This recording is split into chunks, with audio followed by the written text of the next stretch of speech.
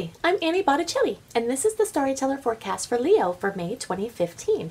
Go to my website, aspiritualspark.com, to see more about my live coaching as well as my new virtual coaching program, 28-day virtual coaching program called Shine, helping you to bring your brilliance. And also you can see more about my class schedule, upcoming classes. And while you're there, sign up for my free email newsletter. Also, my virtual coaching program is available on a sliding scale and is very accessible to everyone. And all of my purpose of recording these videos, of offering these products and services, is to facilitate you creating your best life possible. And that's what I'm intending to do. So let's talk about what's going on in May so that you can frame and structure your world with these understandings and make life much easier for you. I often talk about this idea of being on a deserted island, and if that happens and you're making a boat and you're trying to get off the island, you wouldn't put your boat out when the tide is coming in. That would be silly. You would be paddling, and then all the water, the tide would be pushing you back. You would be instead keeping track of the tides while you were there on the deserted island, didn't have much else to do, right? Watching every day, and then when the tide was going out, that would be your best time to get off the island. And this whole idea is why we love astrology, why we use astrology, why astrology is so practical in our day-to-day lives. Because if you understand the energies that are going on and what they're good for and what they're not good for at those times, then life can be so much easier for you. Okay, so we have a lot of stuff going on in May. Let's talk about some things involving Jupiter. You know I love Jupiter, and Jupiter had been retrograde from the beginning of December to the beginning of April. So depending on when you're watching this, if you're watching this and it's before April 8th or around that time, Jupiter is actually going to direct April 8th. So by the time May comes, it's really regained its full steam.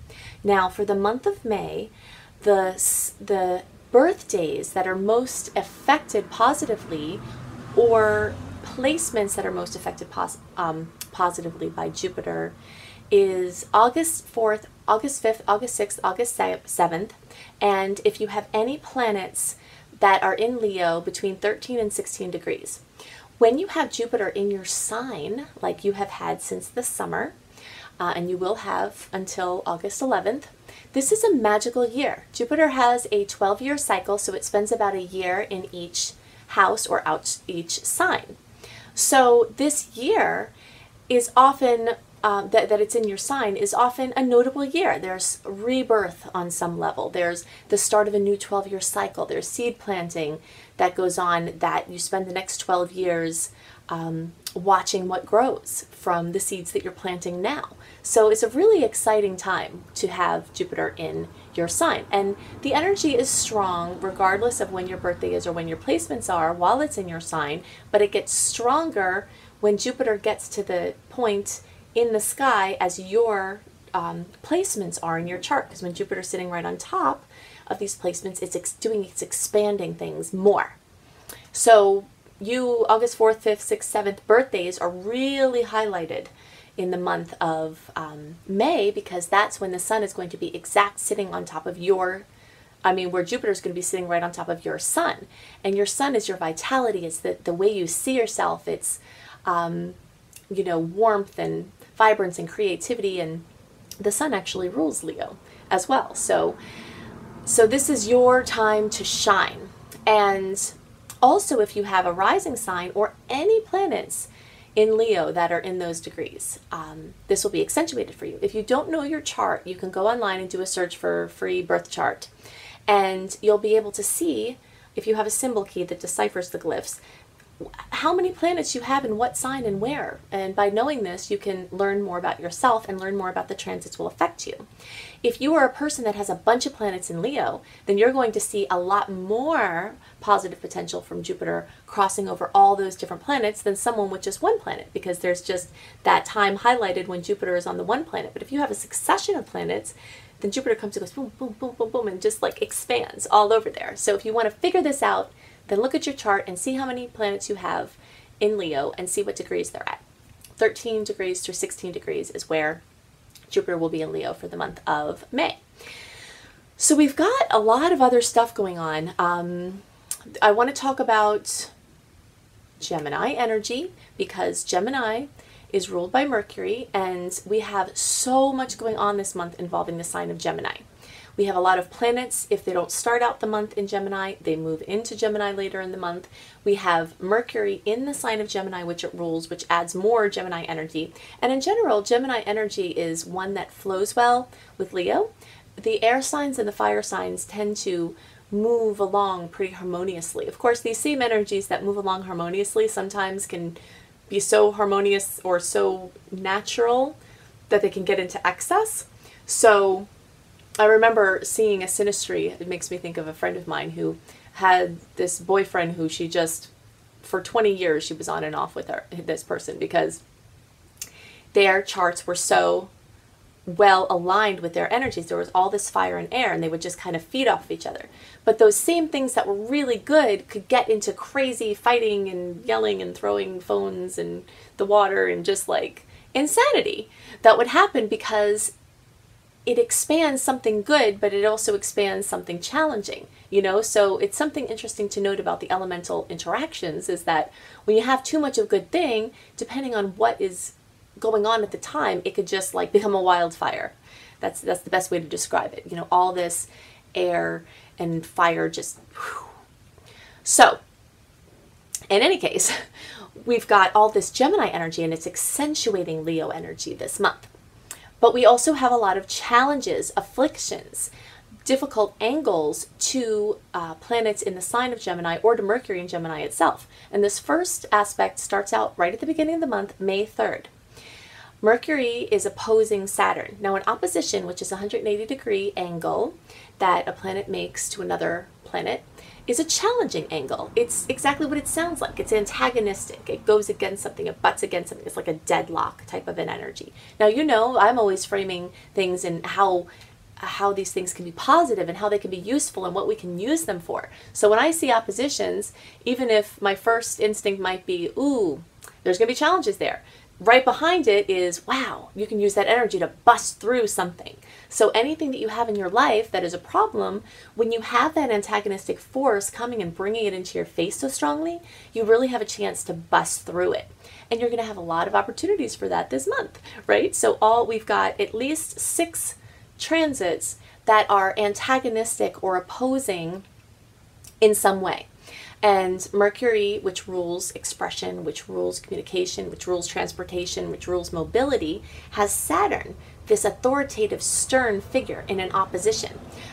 In the write-up that I do a write-up for my email newsletter list every month before the month is coming to give you, because sometimes, as you may notice, I get all over the place in the horoscopes because I get excited.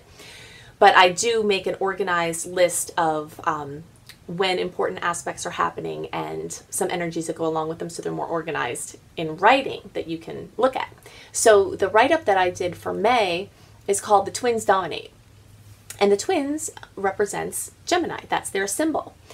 And this Gemini force is just like, the way the twins are is they're mischievous and they're lively and they're smart. And everything about Mercury is fast. And Gemini is fast. It's fast thinking, it's fast moving, it's fast talking, and it spins in circles. It just spins around, very social, very energetic. And so you've got, if you imagine these 2 mischievous twins with their mischievous grins, you know, kind of playing and acting up, and then their dad comes, who is Saturn, this authority figure, and puts the kibosh on what they're doing. And the month is very much like that. So while you might be getting excited and incited in different directions, not incited, but, well, maybe incited, but just expanded with your fieriness, there's these planets or angles that come and are just kind of keeping all of that in check, which in general, I don't think is too bad of a thing because there could be too much excess of that spinning energy this month if there weren't things coming to keep balance. So May 3rd, we have the first of those. And then, so someone's going to come against something you're saying or something you're doing. The probability of that happening is increased. And remember that the dates that I give you are not always just on the day.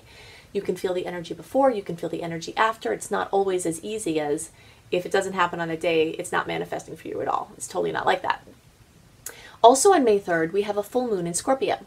And you know, I talk about this all the time, that I always feel the full moon energies 48 hours, 2 to 3 days before the actual full moon, I'm awake all night, and I'm like, God, what is wrong with me? And I'm like, right.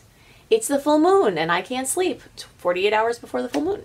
So you can feel these energies before, and they tend to be emotional. They tend to be bringing things to fullness or completion. And Scorpio is a really deep, internal, emotional water sign. So when you have a full moon in a water sign, that brings even more fullness to the element of the full moon manifestation. So that's going on right at the beginning of the month. Then on May 15th, we have Mars. Now, Mars rules how you use your energy. And then we've got Saturn, again, coming with this 180-degree angle. Mars in Gemini. First it was Mercury in Gemini. Now it's Mars in Gemini. Saturn is coming at this 180-degree angle and just saying nope to whatever it is. Nope to whatever it is, right? So there's some kind of force. You know, and usually within an individual's life, there's a person or a type of energy that represents that, where it's like, oh God, there it is again, right? And so that person or that situation kind of comes up and it's like, it's so annoying. Now, it's not as hugely powerful as the Uranus and Pluto squares that we had been talking about in previous times, which have now passed. I mean, we're still integrating from them, but they're not, their strongest part is leaving. So, because those are outer planets. When outer planets meet, there's a deeper, longer term story that's being told. When a planet that takes a shorter time to move around, like Mars, which is around 2 years, there's energy that's a conflict, and it's a challenge when it's in that angle, but it's not as deep of a story. Maybe it's little pieces of something left over that you're moving along a continuum with this force that is just pushing up against you, being antagonistic to everything that you say or try to do. That's happening on May 15th, and it days around that. Right after that, we've got the new moon in Taurus, and usually the new moon carries, and it does still on its own carry this, you know, seed planting and positive intentions and starting the cycle anew. But it's kind of afflicted on both sides, before with this Mars and Saturn aspect, and after, because on May 18th, Mercury goes retrograde. And we know that when Mercury goes retrograde, and now it's in Gemini, which is a sign it rules.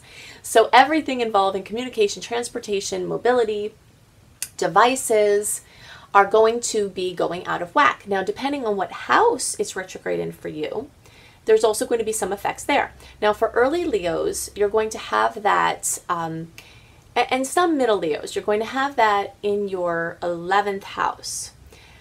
And for you middle degree, some of you middle degree and later degree Leos, you're going to have this in your 10th house. So the theme of the retrograde, besides the usual things that go along with Mercury retrograde, is going to be either, if you're middle, some middle to later, it's going to be about your work, things coming in from the past about your work, things coming in that you had thought about before, like maybe you'll be looking at your job and say, wow, I don't resonate with anybody or anything here. I don't know what I'm doing. I feel like I'm an alien. And what am I going to do about it? You know, or maybe you're looking around saying, wow, I really like this, but there's some changes I want to make. I want to do things a little bit differently. You know, there are questions that you ask that you go back to, things that are not new. They're things you go back to that are common themes that you think about, and then you kind of always go back to them. So things involving work, things involving career, things involving life purpose, also things involving father. The 10th house relates to father. Now, for some people, this can also relate to mother, as it does relate to authority figures in general. And for many people, especially people whose fathers weren't around when they were younger, sometimes the mom plays that father role. And mom's energy can show up in that 10th house as well. But something involving authority figures, authority problems, authority issues, something with your boss, a lot of you are going to experience that same old thing coming back in that space.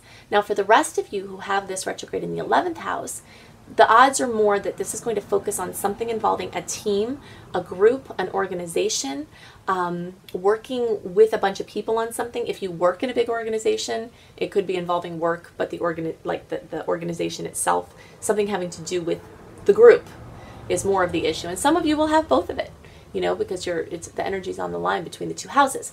This is also one of the houses of the internet. It's actually, the communication comes in different ways, but really the 11th house is the house of the internet. And so anything involving things that you've done on the internet, things that you're working with on the internet, projects that you have that are internet based. This can also involve social media. Now, for some people, this can be as mundane as going back over things that you wrote in social media and being like, ooh, can't believe I did that in public. You know, we change and we're expressing in these ways, but they tend to have some permanent things that go on. So many of you are going to be reconsidering how you engage with social media during this time. Some people who are not involved in social media will reconsider that and say, you know what, maybe I should get on board, maybe I should play a little bit in these realms. Whatever going backwards is for you on the topic to reconsider something, that is the type of energy, and that's going to be different depending on what your experience has been. So Mercury goes retrograde May 18th. It's retrograde until June 11th. The shadow period for Mercury retrograde starts May 4th, and the end period of shadow retrograde, or Mercury retrograde, runs from June 11th through June 27th. So essentially all of May and June are covered in this Mercury retrograde. Not the best time to launch things, not the best time to try to move forward with certain things, and there are caveats to that. Now, as Leos, with your jazzed up Jupiter and Leo energy blazing forward, you're going to be having opportunities come to you. So I don't want you to feel like, wow, opportunities are going to come in May and June, especially for you guys with your birthdays on 4th, 5th, 6th, and 7th, or your other placements 13 through 16 degrees. I don't want you to feel nervous saying, my time is coming and everything's in retrograde. Don't worry about that. Your time can still come, but a lot of it is going to be ruled by the retrograde, which means that your opportunities may come from people in the past. And the people from the past that bring you opportunities, those are the ones you want to more seriously consider. If someone out of the blue who you've never met does something totally new and comes to you with just like all this newness, there's probably going to be a short shelf life on what is going on there, or it's going to change dramatically by the time, you know, the energy shifts. But if someone from your past comes in and says, hey, remember that project we were talking about, or remember that idea we had, why don't we do something with that? This is a good month to move forward with things from the past, not necessarily to like hang your shingle officially and like tell the world, hey, this is what we're doing, but to engage in the negotiations or the discussions and going back over bringing a project from the past into the present and the future. And a lot of opportunities are going to come to you that way, and don't dismiss them. Just be careful what you're agreeing to. And if you can avoid signing anything or agreeing to something very concrete, it's better to leave the energy, be flexible. That's one of the themes for this month also, is just not having an agenda. When there's so much antagonistic energy in the stars and things are going backwards, then you don't really want to try to push an agenda. We're just leaving that time where pushing some agendas was more appropriate. At the end of February, the beginning of March, the beginning of, or all of April, there's this spring energy of moving forward. And now we're moving backwards. And if you've listened to my previous reports, if you haven't, I recommend that you go back and at least listen to March and April, because a lot of the things I talked about then are going to talk about things that are happening for the rest of the year, or at least the next 6 months. And I'm not going to go into as much detail as I did there. But we had eclipses in March and April, and those eclipses are going to be telling stories over the next 6 months, and some of them will be over the next couple of years through 2017. So there's all of these things going on, lots of changes that happened for many, many people, news that came out of the blue, some awesome news, some devastating news, but big news came, and May is more of a time for resting. Now you guys with the Jupiter highlighting your month in May, there might be less resting for you because projects might be coming up that you need to act on, and that's okay. But those of you who either you'll be resting, or the rest of you will either be resting, or you'll be going back and working on projects from the past. Now, the cue that you're on the right track is if, let's say you're working on something and something just keeps coming and butting up against it. This isn't a time to try to plow through that obstacle. This is the time to ask why the obstacle is happening and then reconsider your plan based on the antagonism that's coming to you. There are certain times, like when all the planets are in Aries, you know, where that just is like, you pretty much have to just burst right through whatever is before you. But this energy is more reconsidering, reevaluating. Is what you're working on at that time what you're supposed to be working on? I've learned this lesson so many times because I have Aries rising, and so even though I know astrology well and I've known it well for a while, it's taken me a while to not just like go headlong into things regardless of what is going on. It's been a big lesson for me. So I would try to force projects in Mercury retrograde. I remember one time I was writing a book and I just wanted to finish it in Mercury retrograde. And the whole book deleted. It went somewhere. I had to rewrite the whole book because I kept getting these hints, don't work on that. And finally it just evaporated. And then I got the lesson. I'm not supposed to be working on that right now, right? So if you have antagonism coming, it's possible you're not supposed to be focusing on those things right now. And the easier you get the lesson, the less aggravation you have to have. So if something's going on with your device, consider just taking a device break rather than going crazy. You know, it's a possibility that it could just work itself out or be an easy fix if you don't feel like now you have to go all the way to where the store is and now you have to get all of this worked out because you have to have your device. Universe might be saying, hey, take a little device break. And that's one of the modern day things that Mercury retrograde, especially in Gemini, tells us. We've become out of touch with nature. We've become out of touch with the balance. I'm not saying to not use technology. Obviously, I wouldn't be talking to you right now on my iPad on YouTube if I were anti-technology. But there has to be a balance in our lives. And this month, for many people, that lesson of, am I out of balance with this, is going to come up in the most annoying ways. And when it does, you can have more peace and less frustration if you get the lesson instead of just being pissed off.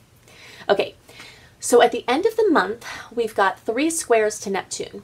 Square is a challenging angle. Again, it's a 90-degree angle. We've got first Mars square Neptune, and this is again Mars in Gemini, back to Gemini, energy being dominating here, the twins. Then we have Mercury square Neptune, then we have the Sun square Neptune. So Neptune, like every planet, every placement, every sign, has a range of potential expression from lowest to highest. And it can manifest along any of these routes. But when we have something in a challenging angle, generally the lower vibration tends to present itself. And the lower vibration of Neptune is that it can be cloudy, foggy, deceptive, chaotic.